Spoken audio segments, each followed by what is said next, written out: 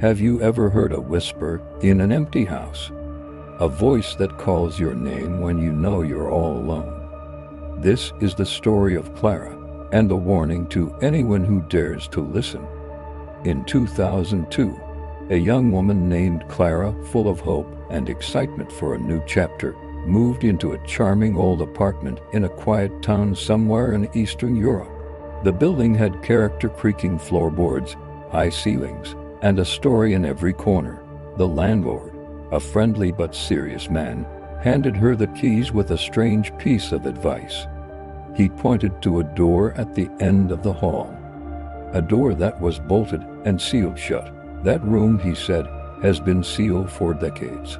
He then laughed it off as old-time superstition, a silly local legend not worth worrying about. But his smile didn't quite reach his eyes.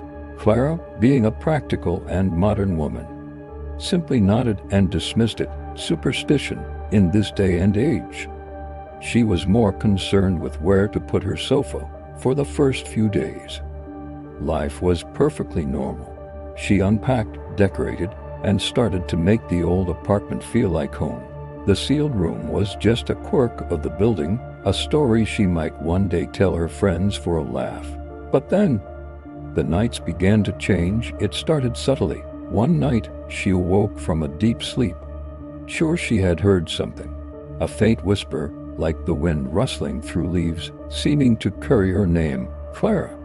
She sat up, her heart beating a little faster. She checked the hallway. Nothing. She looked out the window. The street below was silent and empty.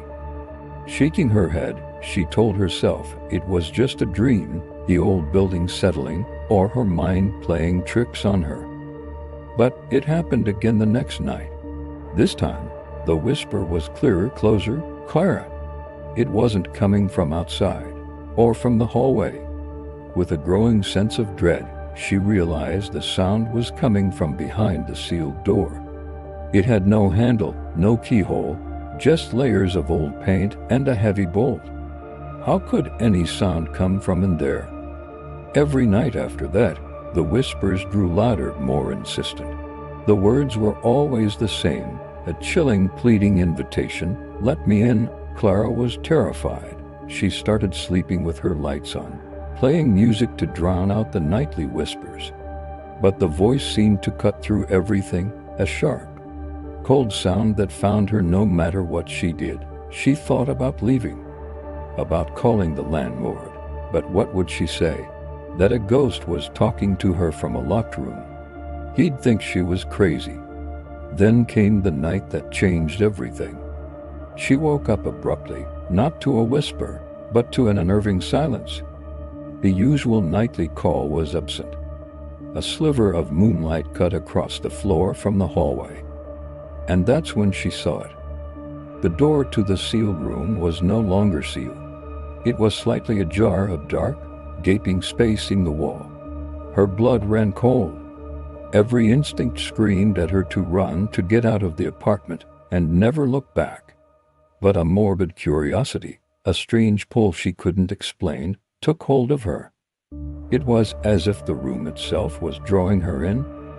Her heart pounded against her ribs, a frantic drum in the dead silence. Hesitantly, she pushed the door open and stepped inside. The air was thick, heavy, and smelled of dust and something else, something old and sad. The room was small and bare. But the walls were covered in frantic, overlapping writing. Scratched into the plaster were prayers, curses, and long lists of names, all faded with time. It looked like a prison cell for a desperate soul. In the center of the far wall hung a small, ornate mirror. As Clara stepped closer, her reflection came into view. But it wasn't her. The face staring back had her eyes, her hair. But the mouth was stretched into a wide, unnatural smile, a smile full of malice and triumph. It was her face, but it wasn't her soul. She stumbled back, a scream catching in her throat, and slammed the heavy door shut, fumbling to slide the bolt back into place. She ran to her bedroom, but the silence was gone. The whispers were back, but now they weren't in the sealed room. They were in her room, all around her, inside her own head. A few days later, the landlord returned to collect the rent. He noticed Clara's nail piling up and an eerie silence from her apartment.